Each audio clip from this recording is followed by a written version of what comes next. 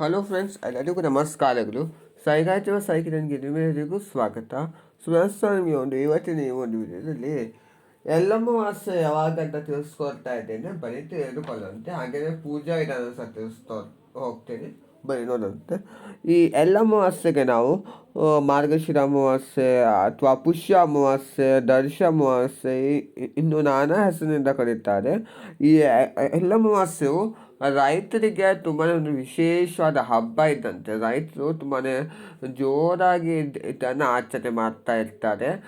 ಅವರು ಬೆಳೆದಿರುವಂಥ ಒಂದು ಬೆಳೆಗಳನ್ನು ಒಂದು ಕಟಾವು ಮಾಡುವಂಥ ಒಂದು ಸಮಯವಾಗಿರ್ತದೆ. ಸೊ ಅವ್ರ ತೋಟದಲ್ಲೇ ತುಂಬ ಸಡಗರದಿಂದ ಅವರು ಆಚರಣೆ ಮಾಡ್ತಾ ಇರ್ತಾರೆ.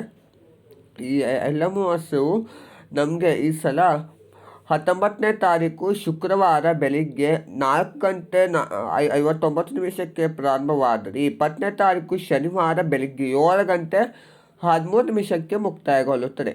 ಸೊ ನಾವು ಶುಕ್ರವಾರ ಆಚರಣೆ ಮಾಡಬೇಕಾಗಿರುವಂಥದ್ದು.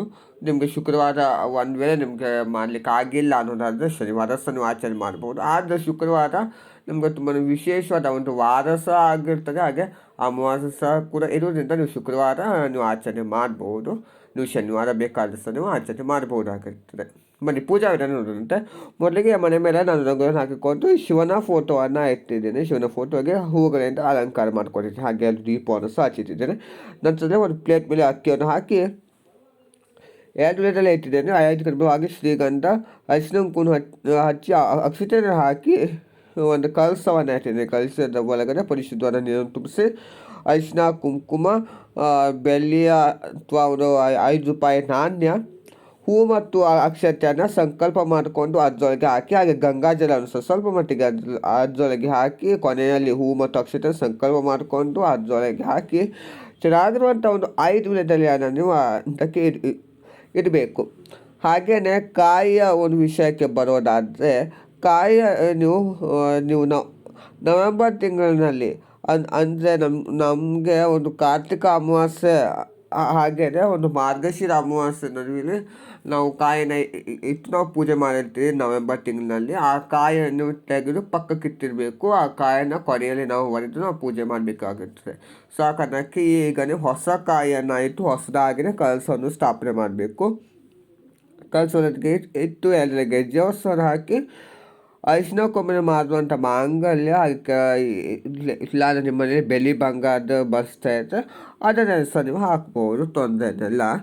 ನಂತರ ನೀವು ಮುಖಪದ್ಮ ಇರುವಂಥ ಒಂದು ಪದ್ಧತಿ ಇದ್ದರೆ ಅದನ್ನು ಸಹಿತ ನೀವು ಪೂಜೆ ಮಾಡ್ಕೋಬೋದು. ಹಾಗೆ ಹೂಗಳಿಂದ ಅಲಂಕಾರ ಮಾಡ್ಕೊಳ್ಳಿ. ನಿಮ್ಮ ಮನೆ ದೇವರ ವಿಗ್ರಹ ಕಲಸದ ಕೆಳಗಡೆ ಕೆಳಭಾಗದಲ್ಲಿ ಇಟ್ಟು ನೀವು ಪೂಜೆನ ಮಾಡ್ಕೋಬೋದು. ಹಾಗೆಯೇ ಹೋದ ಅಮಾವಾಸ್ಯೆಗೆ ಇಟ್ಟಿರುವಂಥ ಕಾಯನ್ನು ಪಕ್ಕಕ್ಕಿಟ್ಟಿರಬೇಕು. ಅದೇ ಕಾಯನ್ನು ಒಡೆದು ಪೂಜೆ ಮಾಡ್ಕೊಳ್ಳಿ. ಕಾಮಾಕ್ಷಿ ದೀಪಾರಾಧನೆ ಸಹ ಮಾಡಿ, ಅದು ತುಂಬಾ ಒಳ್ಳೆಯದು. ಹಣ್ಣುಗಳನ್ನು ಇಟ್ಟಿದ್ದೇನೆ, ತೀರ್ಥವನ್ನು ನಾನು ಸ್ವೀಟ್ ಮಾಡ್ಕೊಂಡಿದ್ದೇನೆ. ಪ್ರಸಾದಕ್ಕೆ ಅಂತ ಈಗ ನಮಗೆ ಧನುರ್ಮಾಸವು ಸಹ ಆಗಿರೋದ್ರಿಂದ ನೀವು ಸ್ವೀಟ್ ಪೊಂಗಲ್, ಅದು ತುಂಬ ವಿಶೇಷವಾಗಿರುವಂಥದ್ದು.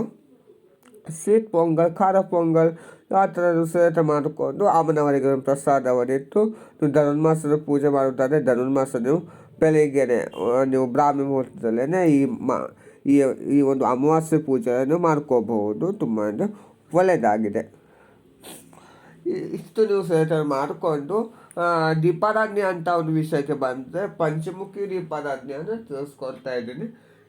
ಈ ಸಲ ಒಂದೇ ದೀಪದಲ್ಲಿ ಪಂಚಮುಖಿ ದೀಪಾರಾಧನೆ ತಿಳಿಸ್ಕೊಳ್ತಾ ಇಲ್ಲ. 5 ಸಪ್ರೇಟ್ 5 ಮನೆ ದೀಪವನ್ನು ಇಟ್ಟಿದ್ದೇನೆ. ತುಪ್ಪವನ್ನು ಹಾಕಿ ಒಂದು ದೀಪಾರಾಧನೆ ಮಾಡ್ತಾ ಇರುವಂಥದ್ದು ನೀವು ನೋಡ್ತಾ ಇರ್ಬೋದು.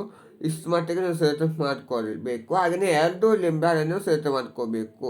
ಮೊದಲಿಗೆ ನೀವು ಊದಿನ ಕಡ್ಡಿಯನ್ನು ಬೆಳಗ್ಗೆ ದೀಪವನ್ನು ಹಚ್ಚಿಟ್ಟು ಊದಿನ ಕಡ್ಡಿಯನ್ನು ಬೆಳಗ್ಗೆ ಸಾಂಬ್ರಾಣಿ ಧೂಪವನ್ನು ಹಾಕಬೇಕು. ಮನೆಯ ಪೂರ್ತಿ ಮೂಲೆಗೂ ಸಹ ನೀವು ಸಾಂಬ್ರಾಣಿ ಧೂಪ ತೋರಿಸಿ ನಂತರ ನೀವು ದೇವರ ಕೊನೆಯಲ್ಲಿ ನೀವು ತಂದು ಇಡಬೇಕು. ಮೊದಲನೇ ಲಿಂಬೆ ಹಣ್ಣನ್ನು ನೀವು ಅಮ್ಮನವ್ರ ಮುಂದೆ ನೀವು ಕೇಳ್ಕೋಬೇಕು. ನಿಮ್ಮ ಮನೆಯವ್ರ ಮುಂದೆ ಕೇಳಿಕೊಂಡು ನಿಮ್ಮ ಮನೆಗೆ ಆಗಿರುವಂಥ ದೃಷ್ಟಿ ನಿವಾರಿಸು ತಾಯಿ ಅಂತ ನೀವು ಕೇಳಿಕೊಂಡು ನೀವು ದೇವರ ಮುಂದೆ 1 ಲಿಂಬೆ ಹಣ್ಣನ್ನು ಹೆಚ್ಚಿ ವಿರುದ್ಧ ದಿಕ್ಕಿನಲ್ಲಿ ಇಟ್ಟು ಕುಂಕುಮ ಎದ್ದು ಬರುವ ಹಾಗೆ ಸ್ವಲ್ಪ ಮಟ್ಟಿಗೆ ನೀವು ಅರಿಶಿನವನ್ನು ಹಚ್ಚಿ ಇಡಬೇಕು. ಹಾಗೆ 2ನೇ ಲಿಂಬೆ ಹಣ್ಣನ್ನು ನೀವು ಮನೆಯ ಮುಖ್ಯ ಬಾಗಿಲಿಗೆ ಸಹ ನೀವು ಇದೇ ರೀತಿಯೇ ಮಾಡಬೇಕು.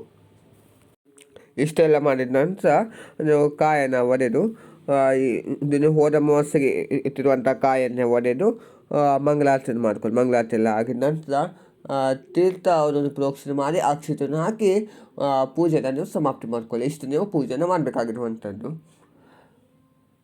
ಇಷ್ಟು ನೀವು ಪೂಜೆ ಎಲ್ಲ ಆಗಿದ ನಂತರ ನೀವು ಮೊಸರನ್ನ ಸೇರಿಸಿ ಮಾಡಿಕೊಂಡು ಅದಕ್ಕೆ ನೀವು ಕಪ್ಪೆಲ್ಲನ್ನು ಹಾಕಿ ಕಾಗೆಗಳಿಗೆ ಇಟ್ಟು ನೀವು ಪೂಜೆಯನ್ನು ಮಾಡ್ಕೋಬಹುದು.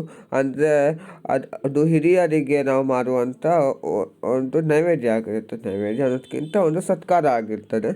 ಸೊ ಇಷ್ಟು ನೀವು ಈ ಅಮಾವಾಸ್ಯೆಯ ಒಂದು ಆಚರಣೆಗಳು ಆಗಿರ್ತವೆ.